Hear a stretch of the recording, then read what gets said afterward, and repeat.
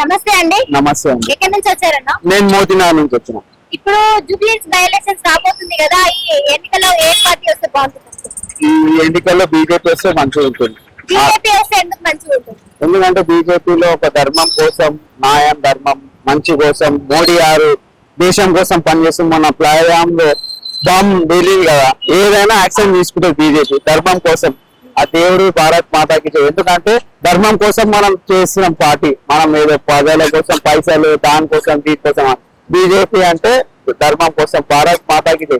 మోడీ గారు చాలా మంచి పని చేసిన, వ్యాక్సిన్ కరోనా టైంలో ఎన్నో మొన్న ఇక్కడ యుద్ధం జరిగింది కదా, జమ్మూ కాశ్మీర్ యుద్ధం జరిగినప్పుడు ఆయన అన్ని చేసుకుంటా ఇంకోటి చేసుకుంటా ఆపరేషన్ సింధూర్కి సక్సెస్ అయింది మన దేశం కోసం. ఇప్పుడన్నా ప్రజలన్నా నమ్మండి. ఇప్పుడు జూబ్లీహిల్స్ కాన్ఫరెన్స్ ఎట్లుందంటే ఏదో వస్తే మోడీ లీకేజ్ వస్తే అప్పుడు వానాకాలం సరే ఎండాకాలం సరే ఏదో చిన్న వర్షం మాట ఫుల్ నిండిపోతుంది. 10 సంవత్సరాలు బీఆర్ఎస్ ఉంది, ఏం చేసింది? ఏం చేయలే.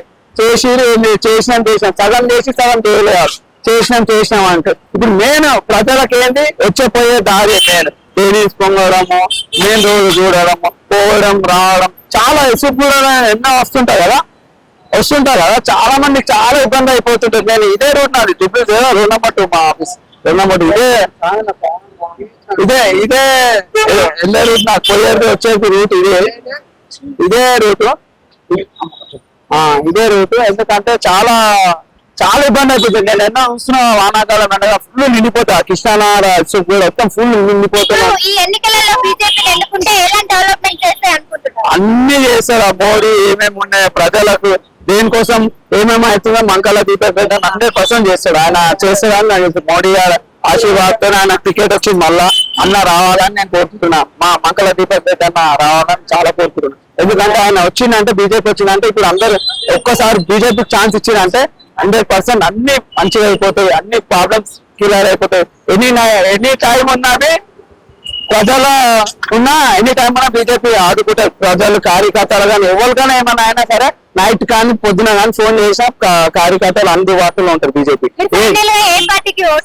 నేను బీజేపీ పార్టీకి ఓటు వేస్తా 100%. ఎందుకంటే